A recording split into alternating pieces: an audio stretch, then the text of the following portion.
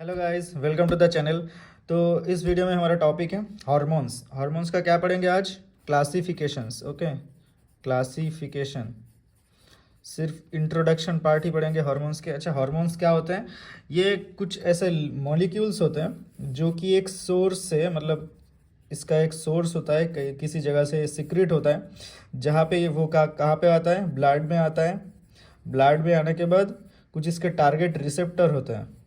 Receptor पे जाके ये काम करने के बाद कुछ इफ़ेक्ट दिखाता है। ये होता है हमारा हार्मोन्स का, मतलब थोड़ा बेसिक ओवरव्यू। मतलब हार्मोन्स एक्चुअली काम कैसे करते हैं। कुछ ऐसे मॉलिक्यूल्स हैं जिसे हम बोलते हैं सेल्यूलर मैसेंजर्स। ओके, मतलब सेल के लिए कुछ मैसेज ये प्रोवाइड करते हैं ये हार्मोन्स। सो इसका सबसे पहले क्लासिफिकेशन जानना है। तो देखो, मेनली हॉर्मोन्स को दो टाइप्स में क्लासिफाई किया जाता है। मतलब दो टाइप से हम क्लासिफाई कर सकते हैं। जैसे एक तो हो गया स्ट्रक्चरली, हम इसका क्लासिफिकेशन कर सकते हैं अकॉर्डिंग टू इसका स्ट्रक्चर। और दूसरा कर सकते हैं ये कौन से रिसेप्टर पे काम करते हैं, उस रिसेप्टर के मतलब नेचर के हिसाब से हम क्लासिफाई कर सकते हैं। तो सबसे पहले देखना है स्ट्रक्चरली, स्ट्रक्चर के बेस से कैसे इसका क्लासिफिकेशन किया जाता है। तो देखो, एक होता है, मेनली चार टाइप्स के होते हैं। हम चार टाइप्स के क्लासिफिकेशन कर सकते हैं ये हार्मोन्स को बाय अकॉर्डिंग टू स्ट्रक्चर। एक है amino acid derivative, single amino acid derivative. Okay, single amino acid derivative.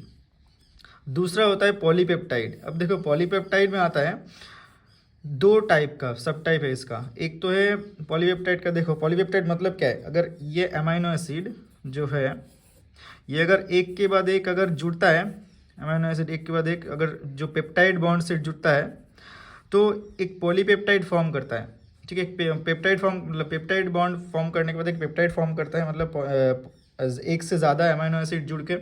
तो उसके ये जो एक एक अमीनो एसिड का यूनिट्स है, इसके नंबर के बेस पे हम इस पॉलीपेप्टाइड को दो टाइप में फिर से क्लासीफाई करते हैं। एक तो हो गया, अगर ये अमीनो एसिड यहाँ पे चार दिख रहे हैं आपको, एक दो तीन चार, ऐसे अगर 50 से ज़्यादा होता है, अगर 50 से ज़्यादा होता है उसे हम बोलते हैं लार्ज पेप्टाइड और प्रोटीन स्ट्रक्चर। प्रोटीन स्ट्रक्चर बोलते हैं हम उसे, मतलब उसे, उस हार्मोन को प्रोटीन हार्मोन बोला जाता है या फिर लार्ज लार्ज पेप्टाइड हार्मोन बोला जाता है। अगर ये 50 से कम होगा तो उसे हम बोलेंगे स्मॉल पेप्टाइड हार्मोन्स। तो ऐसे दो टाइप्स के पेप्टाइड हार्मोन्स हैं। तो एक हो गया सिंगल अमीनो एसिड डेरिवेटिव, दूसरा है मतलब क्या, पॉलीपेप्टाइड डेरिवेटिव या पेप्टाइड डेरिवेटिव।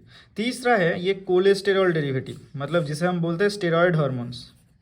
स्टेरॉयड हार्मोन्स, इसे स्टेरॉयड हार्मोन्स भी बोला जाता है। और चौथा आता है विटामिन्स। कुछ विटामिन्स हैं जो एज ए हार्मोन काम कर सकता है, तो वो बाद में तो देखेंगे ये कौन से इसका एग्जांपल्स हैं। तो देखो, सिंगल अमीनो एसिड का एग्जांपल क्या है? मेनली सिंगल अमीनो एसिड मतलब देखो, टायरोसिन डेरिवेटिव हो सकता है। टायरोसिन एक अमीनो एसिड है, ट्रिप्टोफान अमीनो एसिड है, अर्जिनिन अमीनो एसिड है।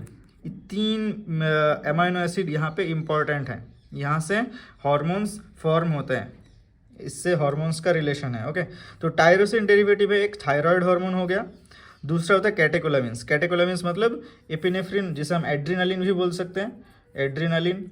नॉर एपिनेफ्रिन और नॉर एड्रीनालिन, नॉर एड भी बोल सकते हैं, नॉर एड। और तीसरा है डोपामिन। एड्रीनालिन, नॉर एड्रीनालिन और डोपामिन, ये तीन को कैटेकोलामिन्स बोला जाता है। ये तीन हार्मोन्स और थायराइड हार्मोन्स जो अमीनो एसिड से मतलब बनते हैं, वो है tyrosine, single amino acid derivative है। दूसरा है ट्रिप्टोफैन डेरिवेटिव, क्या है? सेरोटोनिन। ये एक्चुअली एक हार्मोन्स की तरह भी, मतलब हार्मोन्स की तरह कम काम करते हैं। ये एक्चुअली न्यूरो ट्रांसमीटर के हिसाब से काम करता है, न्यूरो ट्रांसमीटर।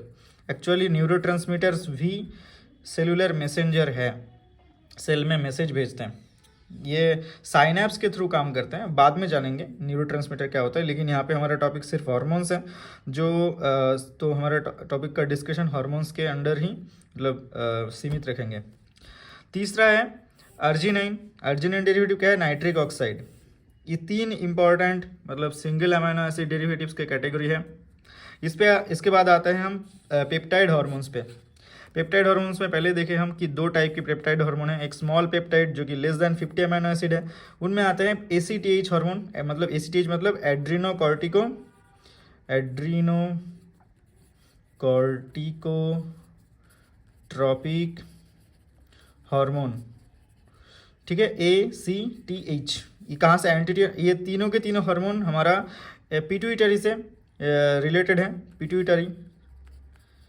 पिट्यूटरी हार्मोन्स, ये एंटीरियर पिट्यूटरी हार्मोन है, ये पोस्टीरियर पिट्यूटरी हार्मोन है, ये दोनों जो कि क्या है, ADH और ऑक्सीटोसिन। ADH मतलब एंटी डाययूरेटिक हार्मोन, जिसे हम वेसोप्रेसिन भी बोलते हैं। इसका और एक नाम है वेसोप्रेसिन, ओके, वेसोप्रेसिन भी बोला जाता है ADH को। तो ये दोनों एग्जाम्पल हैं यहाँ पे, और मतलब स्मॉल पेप्टाइड्स का एग्जाम्पल सही है।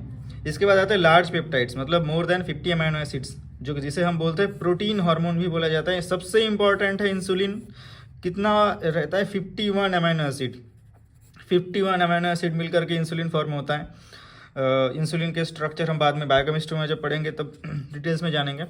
तो इंसुलिन है 51 अमाइनो एसिड, सबसे इंपॉर्टेंट याद रखना है। उसके बाद है पैराथायरॉयड हार्मोन, इसमें आता है 84 amino acid. Parathyroid hormone PTH बोला जाता है, PTH हार्मोन भी बोला जाता है शॉर्ट में। तीसरा है प्रोलैक्टिन, जो ये भी एंटीरियर पिट्यूटरी हार्मोन है, एंटीरियर पिट्यूटरी हार्मोन। तो ये 3 एग्जांपल याद रखना है लार्ज पेप्टाइड में। तो पेप्टाइड हार्मोन्स का एग्जांपल्स हो गया, और सिंगल अमीनो एसिड डेरिवेटिव्स हो गया। बाकी रह गया क्या, कोलेस्टेरॉल डेरिवेटिव्स और विटामिन्स। ओके, कोलेस्टेरॉल डेरिवेटिव्स देखो, इसे हम बोलते हैं स्टेरॉइड भी बोला जाता है। ओके, कोलेस्टेरॉल डेरिवेटिव को स्टेरॉइड भी बोला जाता है। इनमें मेनली 2 टाइप के होते हैं, एक सिक्स स्टेरॉइड बोले जाते हैं। सिक्स स्टेरॉइड मतलब ये सारे हार्मोन्स जो गोनैड्स, हमारा जो गोनैड्स होते हैं, गोनैड्स से सीक्रेट होते हैं। गोनैड से सीक्रेट होने वाला कोलेस्टेरॉल डेरिवेटिव हार्मोन्स को सिक्स स्टेरॉइड हार्मोन बोला जाता है। क्या क्या है, फीमेल गोनैड से आते हैं एस्ट्रोजन, प्रोजेस्टेरॉन, और मेल गोनैड से आते हैं टेस्टोस्टेरॉन। याद रखना ये 6 स्टेरॉइड हार्मोन्स। दूसरा आता है क्या, एड्रिनल कॉर्टेक्स का स्टेरॉइड हार्मोन, मतलब एड्रिनल ग्लैंड है, जिसे हम सुप्रारेनल ग्लैंड भी बोलते हैं। सुप्रारेनल ग्लैंड मतलब किडनी के ऊपर जो ग्लैंड, एक एंडोक्राइन ग्लैंड रहता है, वहाँ पे उसके कॉर्टेक्स लेयर से कुछ हार्मोन्स, ऐसे स्टेरॉइड हार्मोन्स निकलते हैं। उनमें से स्टेरॉइड में से निकलता है क्या, एल्डोस्टेरॉन, कॉर्टिसोल और DHEAS मतलब डाईहाइड्रो एपिएंड्रोस्टेरॉन सल्फेट।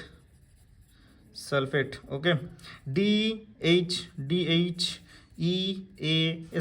डाईहाइड्रोएपिएंड्रोस्टेरॉन सल्फेट। ये 3 है हमारा एड्रिनल कॉर्टेक्स का स्टेरॉइड हार्मोन्स।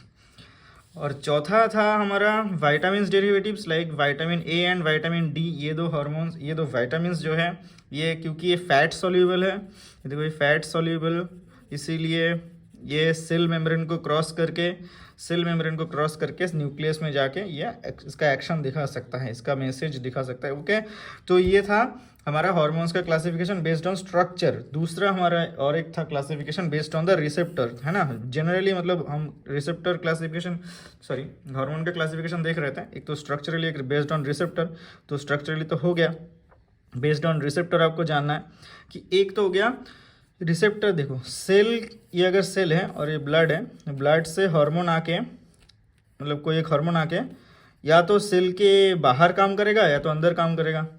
अगर बाहर काम करेगा तो हम बोलते हैं उसे सेल एक्स्ट्रा सेलुलर रिसेप्टर के, मतलब रिसेप्टर मतलब ये हार्मोन का जो रिसेप्टर है या तो बाहर रह सकता है फिर अंदर रह सकता है। बाहर रहेगा तो उस हम बोलते हैं उस रिसेप्टर को एक्स्ट्रा सेलुलर रिसेप्टर बोला जाता है, या फिर मेम्ब्रेन रिसेप्टर बोला जाता है, क्योंकि सेल मेम्ब्रेन पर रहेगा वो। और दूसरा क्या हो सकता है, इंट्रा सेलुलर रिसेप्टर, सेल के अंदर। अब ये एक्स्ट्रा सेलुलर जो रिसेप्टर है ये वाला, ये फर्दर 4 टाइप के हो सकते हैं, ठीक है। एक हो गया क्या, GPCR मतलब जी प्रोटीन कपल्ड रिसेप्टर, जी प्रोटीन कपल्ड रिसेप्टर, ये एक टाइप का क्लासिफिकेशन हो गया। और दूसरा मतलब एक टाइप का एक्स्ट्रा सेलुलर रिसेप्टर, दूसरा है टायरोसिन काइनेज रिसेप्टर, तीसरा हो सकता है जेनस काइनेज रिसेप्टर, चौथा हो सकता है सेरिन काइनेज रिसेप्टर। ये 4 टाइप्स के एक्स्ट्रा सेलुलर रिसेप्टर्स हो सकते हैं।